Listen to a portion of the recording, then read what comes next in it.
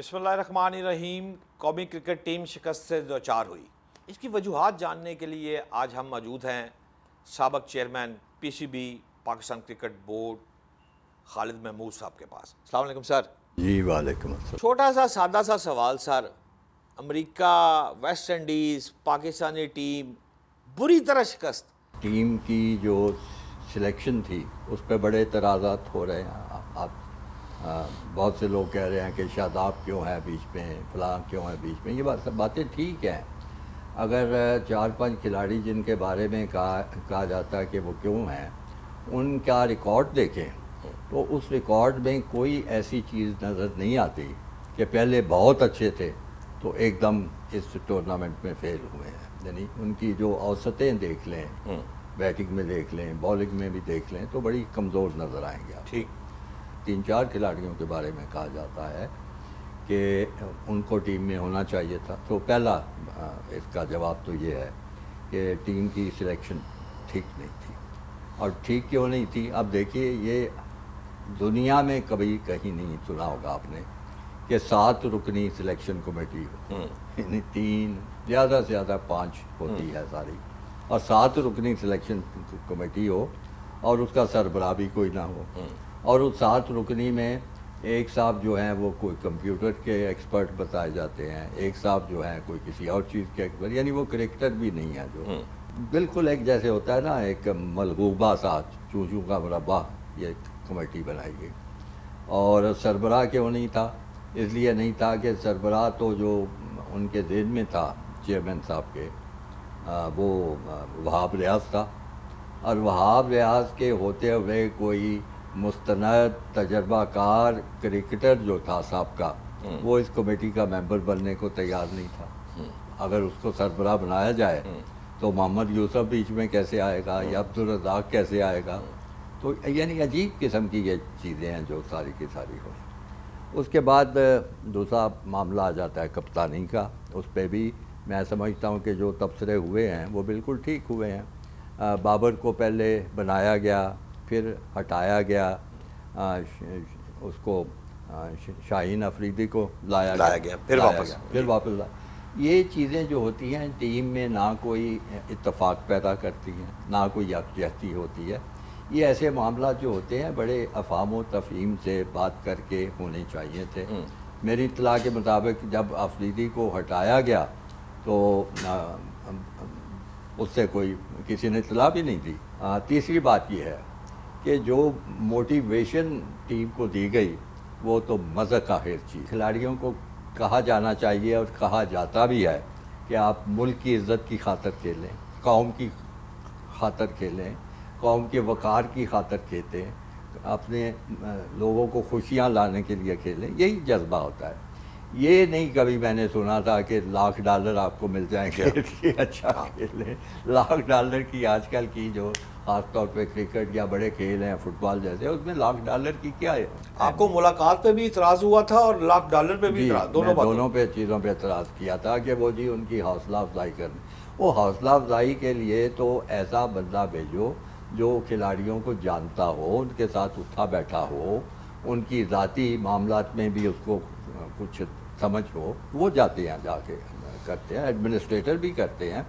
لیکن یہ چونکہ بالکل نئے آئے تھے، ان کا ابھی کھلاڑیوں سے کوئی واسطہ بھی نہیں پڑا تھا، تو اپنی بجائے کوئی کرکٹ بورڈ میں سے کوئی بندہ سلیکٹ کرتے، اس کو بھیجتے کہ جاؤ بھائی ان کو ذرا موٹیویٹ کر کے۔ اس پہ بھی میں نے اعتراض کیا تھا۔ اس کے بعد یہ جو اب اگلی ایک بڑی خوفناک بات ہے، اب یہ میرے کھاتے میں نہ ڈال دیں، میں خود میڈیا سے جو پڑھی ہیں چیزیں اس پہ بات کر رہا ہوں کہ اس میں وہ کار کسی کا بڑا تذکرہ آ رہا ہے کہ فلانے کو کار ملی ہے بڑی قیمتی اور یہ چیزیں ملی ہیں، اور اس کی وجہ سے یعنی انگلیاں یہ اٹھ رہی ہیں یا لوگوں کو شبہات ہو رہے ہیں۔ اللہ کرے یہ بالکل غلط بات ہو، اور میں نہیں سمجھتا، اللہ کرے بابر اعظم کو بھی نہ ملی ہو، کبھی کسی کو نہ ملی ہو، یا کم از کم اس وجہ سے نہ ملی ہو کہ سارا کچھ، تو یہ بھی بڑا خوفناک چیز ہے۔ اگر ایسی بات ہے تو بجائے یہ کہنے کہ اب اس میں مجھے کرکٹ بورڈ کا جو ہے یہ سوچ اور پالیسی وہ پسند نہیں آ رہی کہ لاؤ ثبوت کوئی، اب یہاں پہ لوگ جو بیٹھے ہوئے ہیں یا میڈیا جو بیٹھا ہوا ہے وہ ثبوت کہاں سے لا سکتا ہے؟ اگر ایسی کوئی بات کہی گئی ہے تو میں سمجھتا ہوں کہ کرکٹ بورڈ کو اپنے طور پہ پوری اس کی تحقیق کرنی چاہیے، تفتیش کرنی چاہیے، اور اس کے بعد آنا چاہیے پبلک کے سامنے کہ نہیں جی یہ بات ساری غلط تھی، بجائے اس کے کہ اگر کسی کے پاس ثبوت ہے تو لے کے آؤ. نہیں، کیونکہ بات ہو چکی ہے، اس لیے کرکٹ بورڈ کا فرض بنتا ہے کہ وہ اس کے بارے میں ساری معلومات حاصل کرے. میرا دعویٰ ہے کہ یہی ٹیم اگر بہتر ہینڈلرز کے پاس ہوتی تو اسی ٹیم کو وہ جوش جذبہ دلا کے، ان کو اچھی طرح کھلا کے وہ بہتر نتائج حاصل کر سکتے تھے.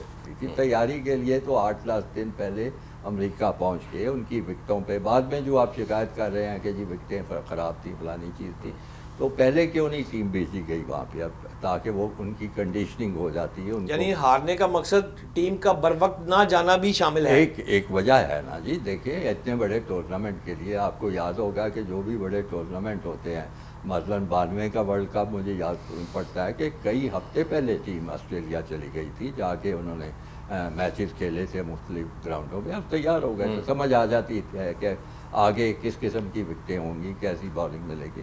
تو یہ ساری چیزیں نہیں کی گئیں، جس سے یہی نظر آتا ہے کہ کسی کو بھی کوئی سمجھ ہی نہیں تھی کہ اتنے بڑے ٹورنامنٹ کے لیے کیسے ٹیم کو تیار کرنا ہے.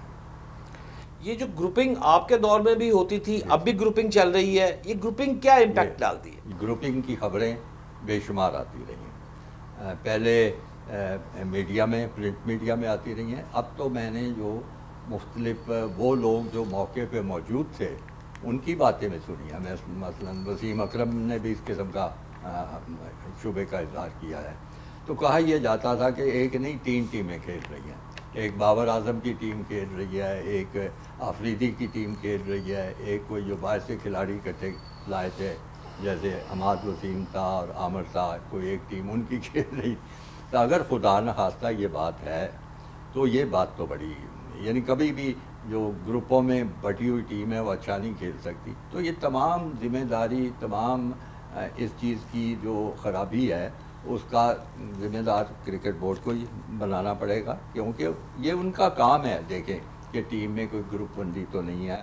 عمران خان صاحب، سابق وزیر اعظم صاحب کو امی کے نام سے بھی پکارا جاتا تھا، وہ کون پکارتا تھا سر؟ میں نے اس کو جاوید میاں کو یہ ہمیشہ میں نے جب بھی اس کو بلاتے سنا ہے وہ امی کے نام سے ہی بلاتا ہے. ٹیم میں سب کے ان کے نام ہے، اپنے اچھا نام ہے. مثلاً مدثر کا نام مڈ صرف کہتے تھے، مدثر نظر اوپنر مڈ. اچھا، عمران خان صاحب امی مڈ بھائی اس طرح بات کرتے تھے. اور وسیم کا نام ویس، ہمیشہ ویس ہوتا تھا. Waqar Younis was Vicky, Mushtaq Ahmed was سہولت کے چھوٹے نام بنائے. تقریباً سب کے کوئی نہ کوئی نام اس طرح رکھے ہوئے تھے. رمیز راجہ کا نام ریمبو رکھا ہوا تھا. آپ نے ابھی بشی کا نام لیا، مشتاق، وقار یونس، اعجاز. ویسٹ انڈیز میں جب پولیس کا واقعہ بھی تو ہو گیا تھا، کچھ یاد ہے سر؟ آپ نے چھڑوایا تھا؟ بالکل یاد ہے، وہ واقعہ کیسے بھول سکتا. یہ تھا کہ اکثر لوگ اس واقعے کو صحیح طرح نہ سمجھنے کی کوشش کرتے ہیں، نہ جاننے کی کوشش کرتے ہیں. میں جب واپس بھی آیا تھا تو ہر طرف سے میڈیا سے یہی سوال ہوتا تھا کہ واز اے اسموکنگ میریجوانا، یعنی یہ سب. اور میں نے کہا اللہ کے بندو، اس طرح تم ان کی ذاتی چیزوں اور زندگی کے بارے میں سوال پوچھنا چاہو گے کہ کیا یہ باہر جاتے ہیں، کیا یہ رنگ رلیاں مناتے ہیں، کیا یہ کرتے ہیں، تو میں کبھی اس بارے میں گفتگو نہیں کروں گا. جو الزام ان پہ ہے میں اس الزام کا جواب دوں گا. اور الزام پتہ ہے آپ کو کیا تھا؟ الزام یہ تھا کہ ان کے قبضے سے ماریجوانا برآمد ہوئی ہے. سابق وزیر اعظم عمران خان کا رمیز راجہ کو لگانا اور کلب کرکٹ جو محدود ہوئی ہے، اس سے میری ٹیم کا مورال ڈاؤن ہو گیا، کھلاڑی آنے بند ہو گئے، یہ دو باتیں ہیں. آپ اس پہ کیا رائے دیں گے؟ میری رائے تو بڑی واضح ہے. اس میں تو آپ کو بتایا ہے کہ چونکہ 70 کی دہائی سے وابستہ ہوں اس کرکٹ بورڈ سے، اور خاص طور پہ کارڈار صاحب کا میں ذکر کر چکا ہوں. یہ وہ تھے جنہوں نے، وہ خود کرکٹر تھے نا، سمجھتے تھے چیزوں کو، اور یہاں پہ کھیلے ہوئے تھے. وہ بھاٹی میرا حال دروازے میں وہ پرانے خاندانی وہاں کے لوگ تھے، تو انہوں نے یہاں پہ کرکٹ کھیلی تھی. اور بڑے یعنی جیسے ہوتے ہیں نا اس زمانے کے غریب سے حالات تھے کرکٹ کے، اور وہ بڑا محسوس کرتے تھے کہ بڑے اچھے اچھے ہمارے کھلاڑی ہونہار تھے ایسے، جو جن کو موقع ملتا تو وہ بڑے نامور کھلاڑی ہوتے، وہ غربت کی وجہ سے چھوڑ گئے۔ تو پھر ایک چیز تو انہوں نے کی کہ اندھا دھند کلب کرکٹ کی سرپرستی کی۔ تو اگر آپ مجھے بتائیے، کلب جو ہیں وہ کرکٹ کی نرسریز ہیں، اگر کسی چیز کی نرسری تباہ ہو جائے تو کرکٹ کیا رہ جائے گی پوری کی پوری؟ تو وہ انہوں نے پروموٹ کیا۔ اس لیے میں نے شاید آپ سے پہلے گفتگو کچھ کر رہا تھا اس انٹرویو سے پہلے بھی، کہ بدقسمتی کی بات ہے کہ چاہے عمران خان ہوں، چاہے ماجد خان ہوں، چاہے رمیز راجہ ہوں، یہ وہ لوگ ہیں جنہوں نے بڑے عیاشی کے ماحول میں کرکٹ کھیلی ہے، سیکھی ہے۔ زمان پارک آپ کو پتہ ہے وہاں پہ موجود ہے گراؤنڈ، یہ سارے اپنے گھروں سے نکلتے تھے اور وہاں کھیلتے تھے۔ پھر وہاں قریب ہی ایچیسن کالج ہے، وہاں پہ پڑھنے چلے جائیں۔ تو ان کی کرکٹ کی ساری سمجھ بوجھ، ان کی کرکٹ کی سوچ، ان کی کرکٹ کی اپروچ تمام کی تمام محدود ہے Aitchison college Gymkhana club, Aitchison college Gymkhana club, وہاں سے باہر نکلتے ہی نہیں۔ اس لیے یہ کلبوں کے بارے میں سوچ ہی نہیں سکتے کہ وہ جو بھاٹی میں کھیل رہے ہیں، وہ جو سمنا آباد میں کھیل رہے ہیں، جو کراچی کے غریب علاقوں میں لیاری میں ادھر ادھر کھیل رہے ہیں، وہ بھی کرکٹر ہو سکتے ہیں۔ ان پہ بھی اگر توجہ دی جائے تو وہ بڑے کرکٹر بن سکتے ہیں۔ ان کی وہ سوچ ہی نہیں، ان کی سوچ یہ ہے کہ ایک بڑے پاش اور بڑے ایلیٹ قسم کے جو جمخانہ کلب ہے وہیں کرکٹر ہوتا ہے، ایچیسن کالج میں کرکٹر ہوتا ہے۔ نہیں، یہ چیز نہیں ہے۔ میں سمجھتا ہوں کہ اگر آپ کلبوں کو نظر انداز کریں گے، ان کی سرپرستی نہیں کریں گے تو آپ کی کرکٹ فی الحال تو کمزور نظر آ رہی ہے نا۔ خدا نخواستہ ایسے ہی رہا تو یہ وہی حشر ہوگا جو ہاکی کا ہوا ہے۔ ورلڈ کپ ہارنے کے بعد آپ جدا ہوئے، اب ورلڈ کپ پھر میں ہمیں شکست ہوئی ہے، تو اس کا الزام کے طور پر ہم کو کمیٹی کو توڑ دیں، کسی کپتان کے اوپر ڈال دیں، یا چیئرمین کو اسی طرح جدا ہونا پڑے گا جیسے آپ جدا ہوئے تھے؟ دیکھیے جی، میں سمجھتا ہوں کہ اس کی تحقیقات ہونی چاہیے۔ چیئرمین صاحب کی جتنی ذمہ داری ہے اس کو دیکھا جانا چاہیے، اور میرے خیال میں بہت زیادہ ذمہ داری ہے۔ اس لیے ذمہ داری ہے کہ چیئرمین تو کرکٹ بورڈ کا وہ جیسے فیصل آباد کا گھنٹہ گھر ہوتا ہے، ہر راستہ ہر چیز اس کی طرف ہی جاتی ہے، ساری ذمہ داری اس کی ہوتی ہے۔ تو اس لیے ذمہ داری کا تعین ہونا چاہیے۔ اس معاملے میں چیئرمین کرکٹ بورڈ کی ذمہ داری بے شمار بنتی ہے، لیکن میں نہیں کہوں گا کہ بس اس کا کوئی دیکھ بھال نہ ہو، باقاعدہ تحقیقات ہونی چاہیے اور ذمہ داروں کا تعین کر کے ان کو سزا ملنی چاہیے۔ اور رمیز راجہ کی بھی میں نے آپ سے پوچھا تھا کہ ان کے بارے میں آپ کی کیا رائے تھی؟ ان کا معاملہ بھی وہی ہے جو میں کہہ چکا ہوں زمان پارک کے کھلاڑیوں کا، کہ وہ ساری کرکٹ کو محدود سمجھتے ہیں ایچیسن کالج میں، جمخانہ کرکٹ گراؤنڈ میں اور ان جگہوں پہ، یعنی ایلیٹ قسم کا ان کا تصور ہے۔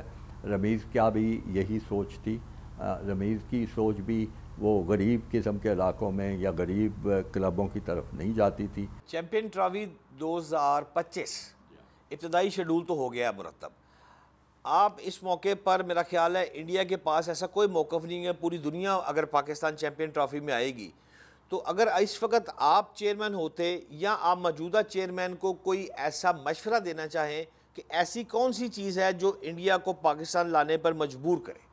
انڈیا کو اگر آپ نے لانا ہے تو آپ کو آج سے محنت شروع کرنی پڑے گی، اور وہ محنت کیسے کرنی پڑے گی؟ محنت ایسی کرنی پڑے گی کہ آپ اپنے جو فاؤنڈنگ ممبرز ہیں کرکٹ کے، جو بڑے سارے ممبرز ہیں، انگلینڈ ہے، آسٹریلیا ہے، باقی ملکوں کو بھی آپ اس میں شامل کریں، ان سب کو اپنا ہم نوا ہم خیال بنانا پڑے گا کہ جناب یہ سیاست اور کرکٹ دو علیحدہ چیز ہے۔ آپ کے بھلے کتنی بھی کسی ملک سے ہو سیاسی طور پہ اختلافات، لیکن جب کھیل کا معاملہ آئے گا تو آپ کو جانا چاہیے۔ آپ کو اسی موقف کو لے کے ایک ایک ملک کے ساتھ بات کرنی ہے، ان کے نمائندوں کو اس چیز پہ قائل کرنا ہے تاکہ انڈیا پہ اتنا پریشر بن جائے کہ وہ پھر اپنی حکومت کو خود بتائیں کہ جناب یہ بڑے خراب حالات ہوں گے، اور پھر اس کی کوئی پینلٹی رکھی جائے کہ اگر کوئی ملک بغیر وجہ کے کسی ایسے بڑے ٹورنامنٹ میں نہیں آتا بہانہ کر کے تو اس کے خلاف کوئی کارروائی ہونی چاہیے۔ خالد صاحب بہت شکریہ، آپ نے جی این این کے لیے ہمیں بہت عزت بخشی اور بہت وقت دیا سر، تھینک یو سو مچ۔ بہت شکریہ، بہت شکریہ سر۔